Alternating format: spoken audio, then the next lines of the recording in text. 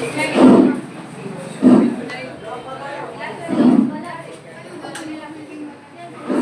हम लोग आज एनसीईआरटी का फर्स्ट प्रॉब्लम से सॉल्यूशन शुरू करते हैं। पहला क्वेश्चन लिखिए। जिनके पास बुक है क्वेश्चन आप देख सकते हैं बुक में भी। जिनके पास बुक है क्वेश्चन नंबर 1 निकालिए। जिनके पास बुक नहीं है क्वेश्चन लिख भी लो, ठीक है।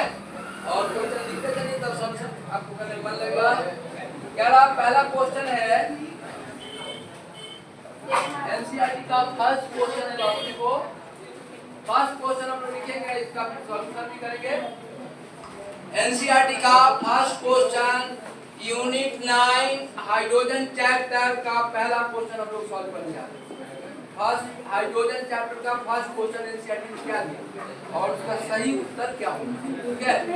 ध्यान देखो, ये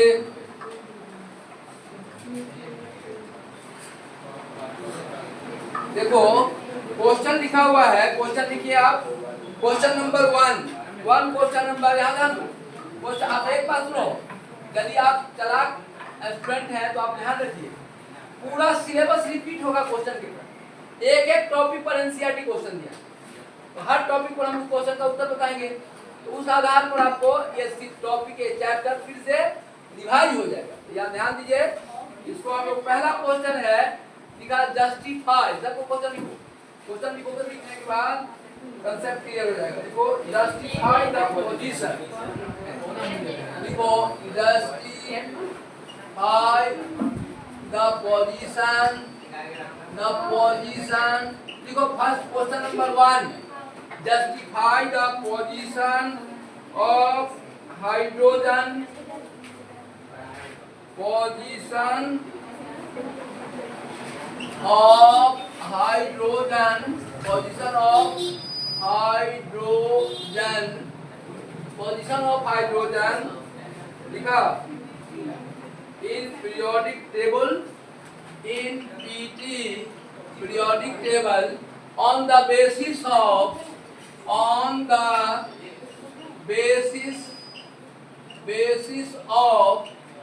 electronic configuration,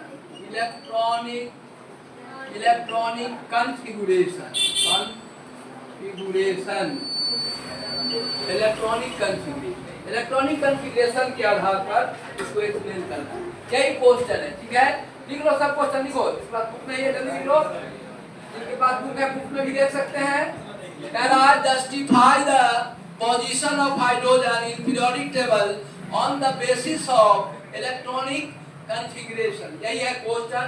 अब इसका सॉल्यूशन की कहानी सुनो।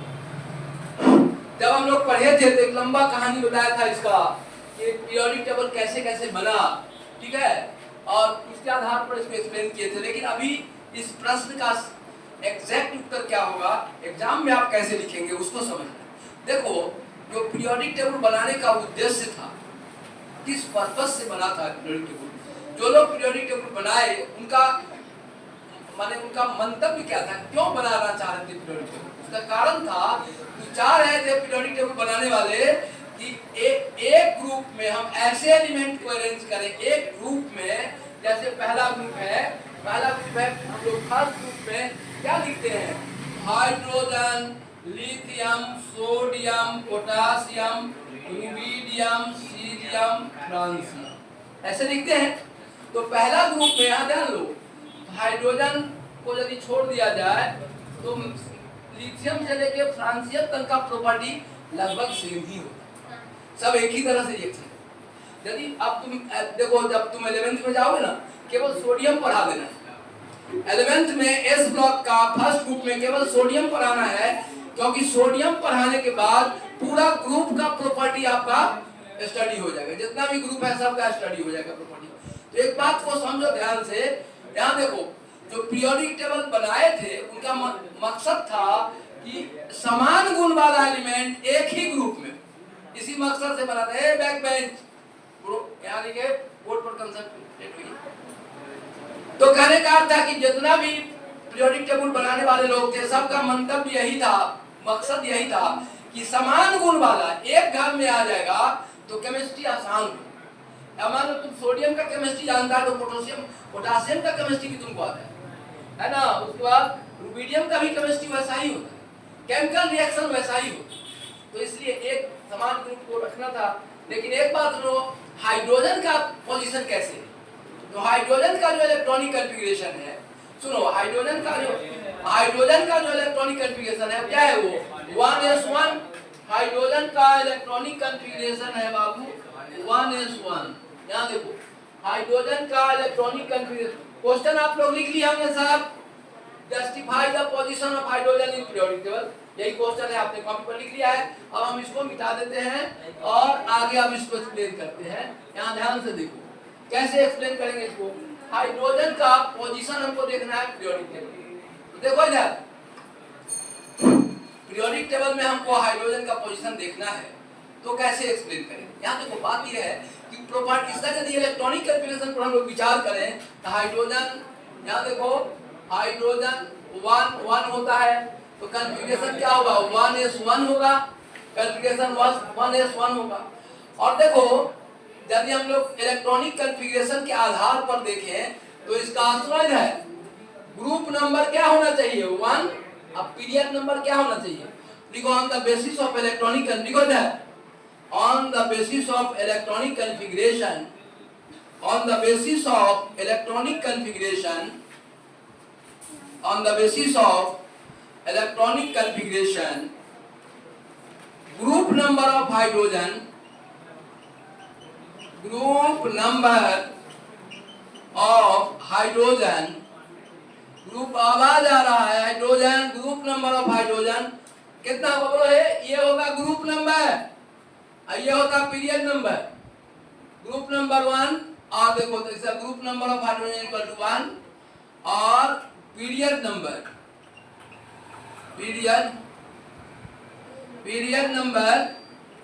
Is equal to 1। अब देखो मान लो हम दूसरा एलिमेंट का निकालना चाहते हैं। देखो मान लो हम दूसरा एग्जांपल भी लेते हैं, सोडियम 11। सोडियम 11 का लेंगे तो क्या 11 का लेंगे तो क्या होगा? 1s2 2s2 2p6 3s1। तो देखो इधर सोडियम का ग्रुप नंबर कितना? 1।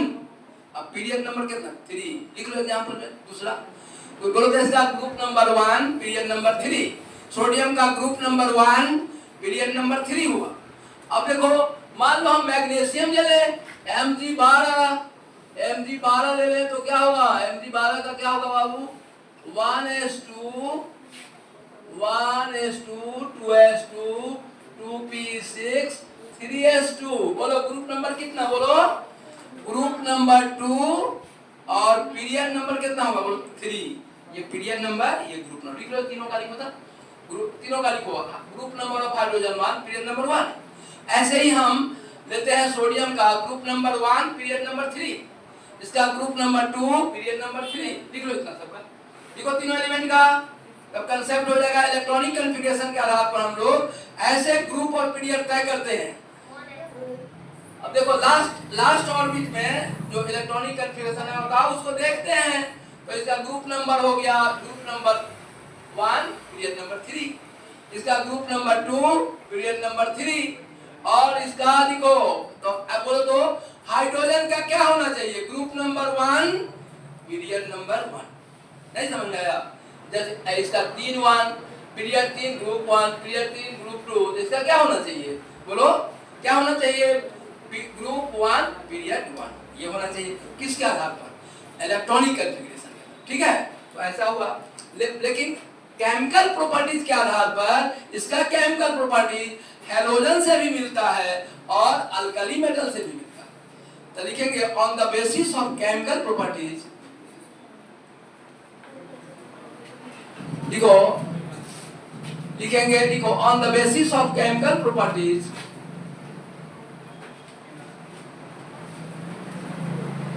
आगे लिखेंगे on the basis of chemical properties. इतना लिख लिया, केमिकल प्रॉपर्टीज के आधार पर on the basis of chemical properties. लिखा, लिखो on the basis of chemical properties. लिखेंगे आगे ये सम, लिखो some chemical properties of hydrogen, some chemical properties of hydrogen, some chemical properties of hydrogen, some chemical properties of hydrogen, some chemical properties of hydrogen, देखिए are similar, some chemical properties of hydrogen are similar to group number 1 alkali metal, लिखिए similar to group number 1 alkali metal, group number 1 alkali metal, and some chemical properties are similar to halogen, some chemical properties are similar to halogen, कुछ chemical property halogen से मिलता है, कुछ chemical property alkali metal से मिलता है। तो hydrogen का कुछ chemical property group number 1 alkali metal से मिलता है और कुछ केमिकल प्रॉपर्टी उसका हैलोजन से मिलता है।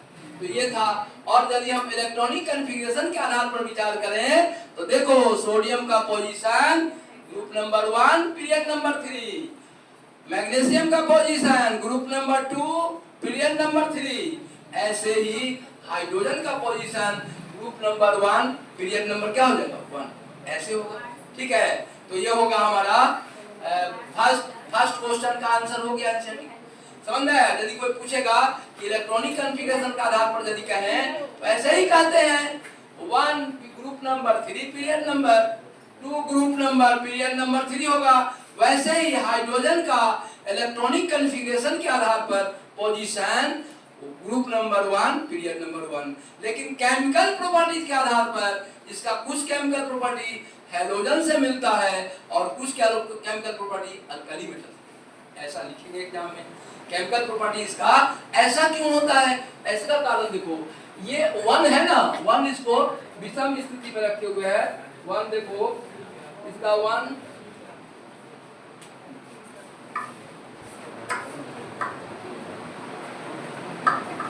देखो इसका 1 है ना, 1s1। तो देखो इधर यहाँ एक बात समझो, ये होता ऐसा क्यों है, ये एक इलेक्ट्रॉन देखो इधर ये एक इलेक्ट्रॉन लेके 1s2 बन जाएगा, एक इलेक्ट्रॉन लेके क्या बन जाएगा 1s2 बन जाएगा और हीलियम जैसा कॉन्फ़िगरेशन पकड़ लेता है।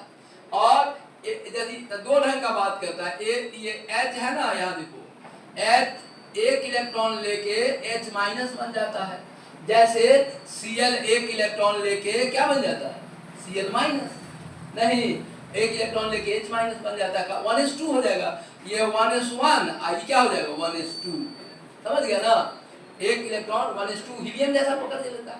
दूसरा कंडीशन है सोडियम की तरह भी काम करता है, H एक इलेक्ट्रॉन खोकर H प्लस बन जाता है, प्लस इलेक्ट्रॉन, जैसे सोडियम भी एक इलेक्ट्रॉन खोके Na प्लस और प्लस क्या हो जाता है इलेक्ट्रॉन। तो ये इलेक्ट्रॉन एक इलेक्ट्रॉन लेके हीलियम बन जाता है। तो इसका दोनों तरह से ये रिएक्शन में एक इलेक्ट्रॉन दे भी सकता है, एक इलेक्ट्रॉन ले भी सकता है और एक इलेक्ट्रॉन का शेयर भी कर सकता है। तो इस तरह से हम लोग देखेंगे इसका केमिकल प्रॉपर्टी हैलोजन से भी मिलता है। जब ये एक इलेक्ट्रॉन ले लेगा तब इसका केमिकल प्रॉपर्टी हैलोजन जैसा हो जाएगा, जब ये एक इलेक्ट्रॉन फेंक देगा तब इसका प्रॉपर्टी अल्कली मेटल जैसा हो जाएगा। तो केमिकली ये दोनों जैसा प्रॉपर्टी शो करता है। लेकिन यदि हम इलेक्ट्रॉनिक कॉन्फ़िगरेशन के आधार पर इसको तय करें तो इसका ग्रुप नंबर 1 और पीरियड नंबर 1 ही होगा, काहे कि ऐसे ही हम निकालते हैं, ये ग्रुप नंबर बताता है और ये पीरियड नंबर बताता है। ठीक है, तो पहला क्वेश्चन का उत्तर आपका जस्टिक हाई हो गया। ये यदि ग्रुप नंबर और पीरियड नंबर को हम लोग देखेंगे तो ग्रुप नंबर 1 और पीरियड नंबर 3 होगा। अब एक बात बताओ, नेक्स्ट अगला क्वेश्चन ध्यान से देखोगे सब बहुत अच्छा से। दूसरा क्वेश्चन क्या, सब कोई लिखते हैं। फर्स्ट क्वेश्चन समझ में आ गया कि हाइड्रोजन के पोजीशन को जस्टिफाई कीजिए इलेक्ट्रॉनिक कॉन्फ़िगरेशन के आधार पर। क्या कहेंगे, इलेक्ट्रॉनिक कॉन्फ़िगरेशन के आधार पर इसका ग्रुप नंबर 1 होगा, पीरियड नंबर 1 होगा।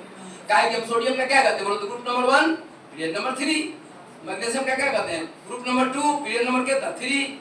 वैसे ही हाइड्रोजन का क्या होना चाहिए group number 1 period number 1, electronic के आधार पर हो गया। लेकिन केमिकल प्रॉपर्टी इसका दोनों से मिलता है, अल्कली मेटल से भी और हाइड्रोजन हैलोजन दोनों से। यही लिखना है केमिकल, कुछ केमिकल प्रॉपर्टी इसका हैलोजन से मिलता है, कभी-कभी एक इलेक्ट्रॉन ले लेता है और कभी-कभी एक इलेक्ट्रॉन फेंक भी देता है। तो प्रॉपर्टी दोनों तरह का होता है। चलो इधर अगला पॉइंट यहां ध्यान दो। नेक्स्ट पॉइंट दूसरा क्वेश्चन, क्वेश्चन नंबर 2। एक नंबर क्वेश्चन हो गया अब सेकंड क्वेश्चन का एक्सप्लेनेशन देखिए। सेकंड क्वेश्चन का एक्सप्लेनेशन हम लोग लिखेंगे, यहाँ देखो सेकंड क्वेश्चन का एक्सप्लेनेशन।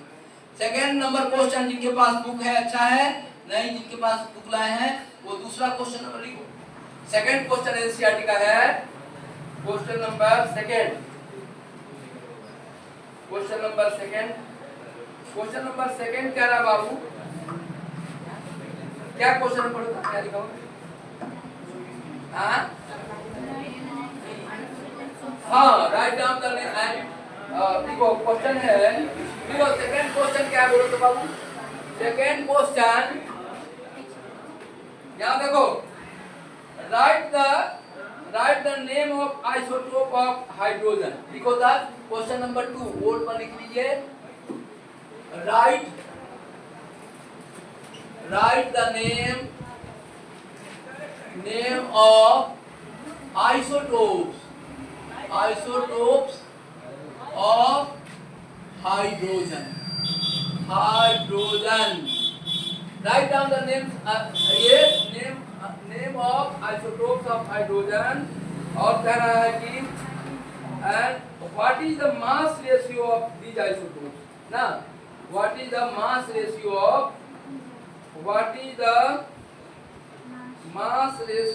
of these isotopes, ठीक है। यहाँ देखो ये व्हाट इज लिखा, यहाँ ध्यान दो, what is the mass ratio, what is the mass ratio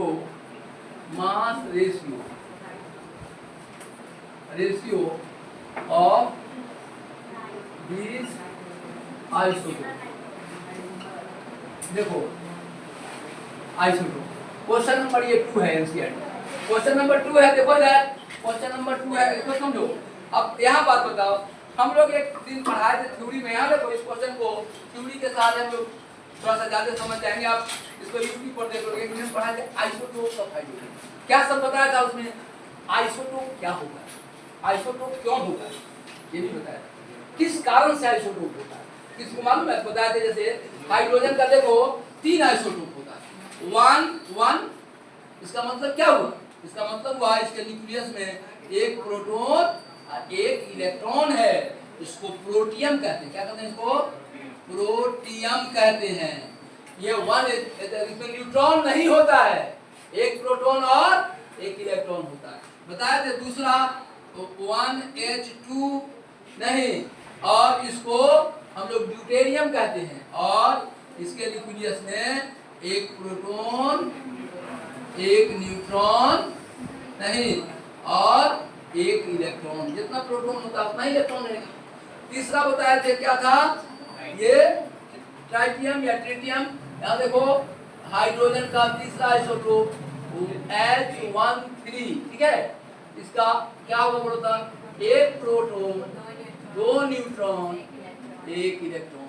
अब देखो तो इस तीनों में विचार करो, यहाँ देखो इस तीनों पर विचार करो, ये हुआ प्रोटियम, ड्यूटेरियम और ट्रिटियम। तो देखो एक बात बताओ, इस तीनों पर विचार करने पर क्या पता चलता है, प्रोटॉन देखो, प्रोटॉन सुनो यार, प्रोटॉन इसमें 1 इसमें 1 प्रोटॉन सब में से।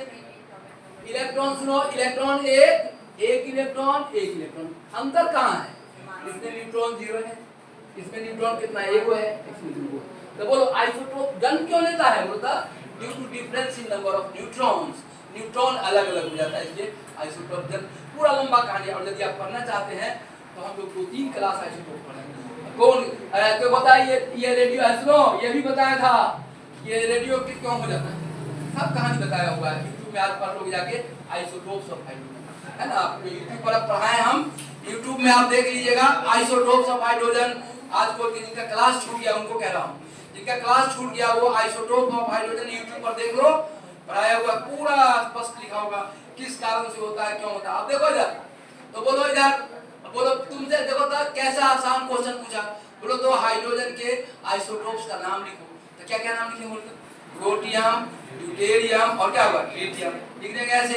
अब बोलो तो आइसोटोप जन्म क्यों लेता है, किसके डिफरेंस के कारण, बोलता न्यूट्रॉन के डिफरेंस, प्रोटॉन और इलेक्ट्रॉन तो सेम ही रहता है, तो इसको बोलते हैं परमाणु संख्या, एटॉमिक नंबर। देखो इसका 1, इसका भी 1, इसका भी 1, एटॉमिक नंबर सेम, अब मास नंबर क्या है, different, due to difference in number of neutrons, इसके कारण अलग है। समझ में आया? तो सर इस तरह से हम लोग देखे कि आइसोटोप का क्यों जन्म लेता है, ये भी बताए थे कि रेडियो एक्टिव क्यों हो जाता है, इसका कारण बताया था। फिर थोड़ा सा हिंट्स कर देते हैं, और ज्यादा पढ़ना चाहते हैं तो जो इनका जो लेट से आए उनसे आग्रह है, ये टॉपिक पढ़ाए होंगे यूट्यूब पर, आइसोटोप्स ऑफ हाइड्रोजन, क्यों काहे बहुत डिटेल में बताया। आज तो क्वेश्चन बता रहे हैं आइसोटोप्स क्यों होता है, देखो, और ये रेडियो एक्टिव क्यों हो जाता है आइसोटोप, इसका क्या कारण है, इसका कारण समझो।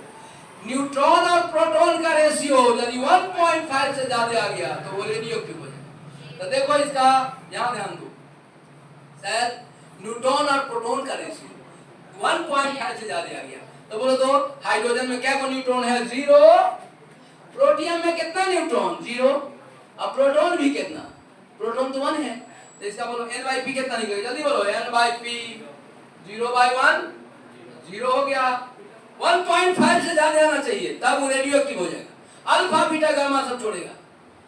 सुनो तो एक बात सुनो, अरे आप दूसरा देखो n/p रेशियो, और अब देखो तो इसका बोलो तो ड्यूटेरियम में क्या आ जाएगा, बोलता n/p कितना है, 1/1 तो 1 ही हो गया। और ट्रिटियम में n/p निकालो, n/p कितना बोलो, कितना n/p आएगा, 2/1 तो 2 आ गया, ये ग्रेटर देन 1.5। जैसे ही किसी एलिमेंट में n/p का रेशियो 1.5 से ज्यादा हो जाएगा वो रेडियो एक्टिव हो जाएगा, अल्फा बीटा गामा छोड़ने लगा, ये बीटा निकालता है। बोलो तो एक ट्रिटियम बीटा इमिटर पार्टिकल है, एलिमेंट है, और हाफ लाइफ कल पूछा था क्वेश्चन कि इसका हाफ लाइफ कितना वर्ष होता है, कल बताया था कितना बोलता, कितना 12.33 ईयर होता है। यानी इसका मायने हुआ कि ट्रिटियम यदि तुम 10 किलो खरीद के लाओगे तो 12.3 ईयर के बाद ये 5 किलो बची, आधा खत्म हो जाएगा बीटा पार्टिकल।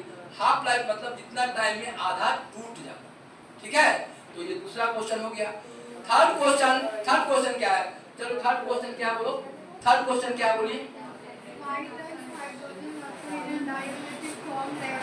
अच्छा हाँ, हाइड्रोजन डायटोमिक फॉर्म में क्या होता है, रूम ये पूछा है एनसीईआरटी, देखो इधर कि रूम टेम्प नॉर्मल कंडीशन में, देखो इधर नॉर्मल कंडीशन में हाइड्रोजन, नॉर्मल कंडीशन में हाइड्रोजन है ना, आप यहाँ देखिए, 1 मिनट कितना टाइम देता हूँ, 8:30 हो गया, तुरंत देखो इधर, यहाँ नॉर्मल कंडीशन में हाइड्रोजन है ना, देखो इधर, यहाँ देखो H, यहाँ देखो H का कॉन्फ़िगरेशन, तुम लोग सब अच्छे स्टूडेंट हो, कॉन्फ़िगरेशन बहुत अच्छा से तुम लोग जानता है, और ये तो क्या होगा 1s1 और सुनो इधर, इस संसार में कोई भी एलिमेंट दूसरे से इसलिए जुड़ता है कि उसका अंतिम ऑर्बिट में 8 या 2 इलेक्ट्रॉन, ऑक्टेट और duet formation is the cause of chemical combination. पूरा ब्रह्मांड में कोई एलिमेंट किसी से दोस्ती इसलिए कर रहा है या तो उसका ऑक्टेट पूरा नहीं है, नहीं तो डुएट पूरा नहीं। हाइड्रोजन 2 पूरा है, बाकी सब 8 पूरा है। देखो तो Cl को देखो, यहाँ Cl है, देखो इसको 7 इलेक्ट्रॉन है, 2 2 4 2 6 1 7, 2 2 4 2 6 1 7।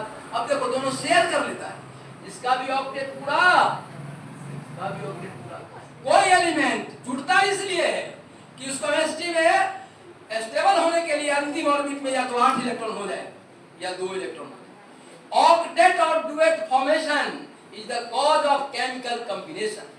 कोई भी रासायनिक संयोग इसीलिए होता है। और सुनो, हीलियम, नियन, आर्गन, क्रिप्टन, जेनन, रेडन को भगवान के तरफ से, दादा के तरफ से उसको पहले ही तो ये ऑक्टेट और डुएट पूरा हुआ है। हीलियम का डुएट पूरा हुआ है। हीलियम देखो ये किसी से बातचीत नहीं करता है, नोबल गैस के। हीलियम, नियन, आर्गन, क्रिप्टन, जेनन, रेडन। देखो यहाँ ध्यान, बहुत इंटरेस्टिंग है। पहले इसका नाम था इनर्ट गैस, बहुत पहले इसका नाम था इनर्ट गैस। इनर्ट गैस मतलब अक्रिय, निष्क्रिय। तुम यदि मान लो, सुनो यहाँ देखो, अक्रिय कहते तुमको निष्क्रिय कहते, अच्छा बात है, नहीं समझे का 3 किलो खाता अक्रिय है, निष्क्रिय है, खाने के 3 किलो काम कुछ नहीं, तो अक्रिय है, निष्क्रिय। इसको भी लोग कहता था अक्रिय, निष्क्रिय, इनर्ट गैस कहता था, किसी से ये रिएक्शन नहीं करता। लेकिन बाद में ये ब्रिटिश ये आप यहाँ देखो, ये ब्रिटिश टाइम में एक साइंटिस्ट हुआ नील बार्टलेट, वो अपना पूरा जिंदगी इसी पर लगा दिया, कहा कि ये वो इनर्ट गैस का केमिकल रिएक्शन करा के छोड़ेंगे, और क्या किया ना, इसका रिएक्शन करवा दिया, जेनन को रिएक्शन करवा के कंपाउंड बना दिया। तब जैसे आप इसको इनर्ट कहने लगा तो ये सब हंगामा कर दिया, क्या इनर्ट देखो तब हमारा खानदान में जेनन रिएक्शन शुरू कर दिया। तब इसको नोबल गैस, कौन गैस कहते हैं आप, बढ़िया नाम क्या, नोबल गैस मतलब वो समझा, काम रिएक्शन करने वाला, जज को कहते हैं नोबल पर्सन, और नोबल पर्सन मतलब होता है कम बोलेगा, बात सुनेगा, बोलेगा नहीं, ऑर्डर ऑर्डर, समझ, इतना ही बोलेगा, है ना। जज होता है, जो जज को, राष्ट्रपति को, राज्यपाल को नोबल पर्सन कहा जाता है। कहा है कि आप देखिए, वकील देखो वो बोलते रहता है, पूरा बहस करते रहता है, जज नहीं बोलता, कम बोलता है, तो कहा नोबल पर्सन, जो कम बोलता है, ऐसे इसको नोबल एलिमेंट कहते हैं। नोबल गैस कहते हैं, मतलब ये, अब बोलो पहले इसका क्या नाम था, बोला था कौन गैस, इनर्ट गैस। लेकिन एक नील बार्टलेट हुआ ब्रिटिश कोलंबिया में एक नील बार्टलेट नाम का वैज्ञानिक हुआ, अपना जिंदगी इसी में लगा दी कि एक और इनर्ट गैस का रिएक्शन कराएंगे, और करते करते एक रिएक्शन कर दिया।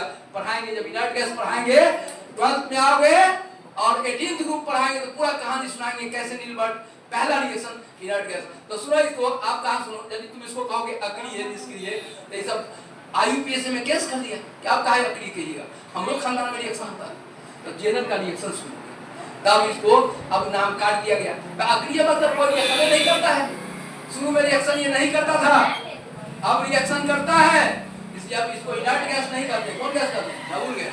नोबल गैस मतलब सबसे बातचीत नहीं करेगा, जज सबसे बात, जज बढ़िया जज होता है ना, पार्टी फंक्शन में भी कहीं पार्टी हो रहा है ना, अपना भी घर में पार्टी फंक्शन है, तो जब सब फंक्शन खत्म हो जाए तब जाता है, कोई आदमी मिले नहीं, किसी से बात ना हो, कोई फोटो ना खींच ले कि ये बतिया अच्छा नहीं, एकदम गंभीर, एकदम शांत, अलग बचा।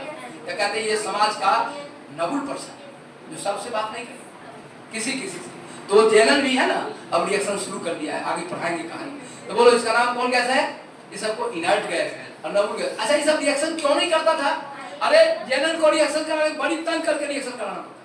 अब बस 2-4 को 10 को रिएक्शन ही पूरा है, पूरे खानदान में 10 को रिएक्शन, अरे बातचीत देखो, उधर से भी बोल रहा है, यहाँ देखो, अरे आवाज इधर से भी काउंट, यहाँ देखो, तो कहने का अर्थ है यहाँ देखो, ये रिएक्शन क्यों नहीं करता था, क्योंकि इसका ऑक्टेट पूरा था, डुएट पूरा था।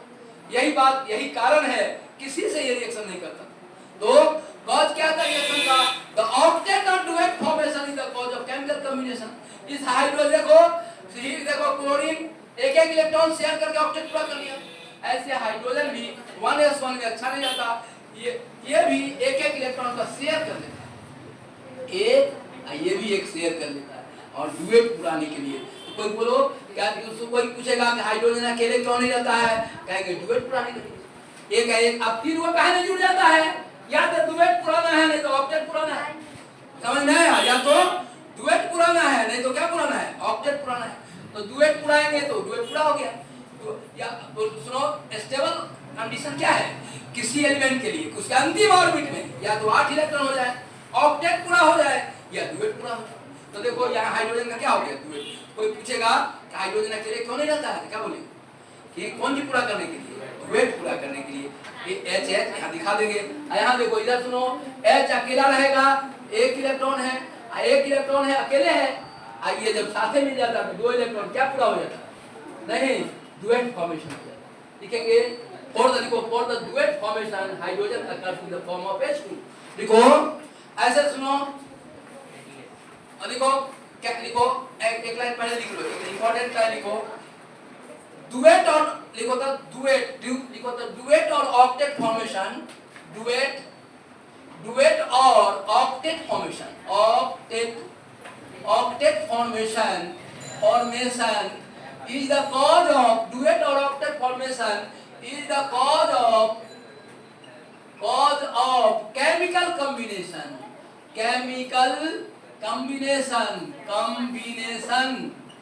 duet or octet formation is the cause of chemical combination। कोई भी रिएक्शन होता है 8 और 2 पूरा करने के, ठीक है। तो हाइड्रोजन यहाँ 8 पूरा किया कि 2 किया, 2 किया नहीं, तो बोलो हाइड्रोजन अकेले क्यों नहीं रहता है, कौन सी फॉर्मेशन करने के लिए, डुएट। लिखो For duet formation, hydrogen occurs in the form of H2. देखो, for duet formation, देख लिया? देखो, कितना नोट किया ये वाला?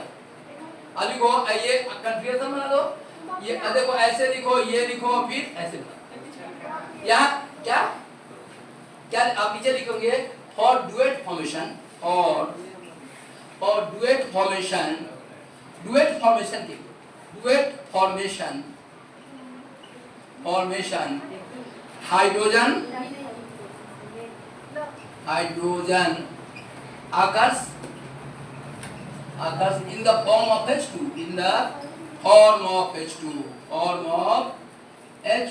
हाइड्रोजन H2 के फॉर्म में।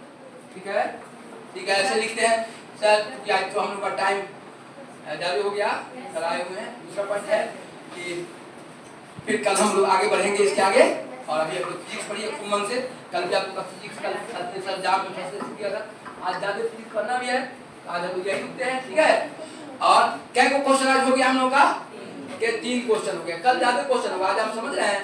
ये थोड़ा लेट से हम लोग सुनते हैं इसको, कल हम लोग और आगे पढ़ेंगे। अरे बोलो ना, सुनो ना, ये एनसीईआरटी का एक क्वेश्चन का उत्तर बता देंगे तो तुम्हारा कॉपी तैयार होगा। कभी एनसीईआरटी का मान लीजिए कोई क्वेश्चन नहीं समझ में आ रहा, कॉपी पढ़ोगे सब क्वेश्चन आते हैं।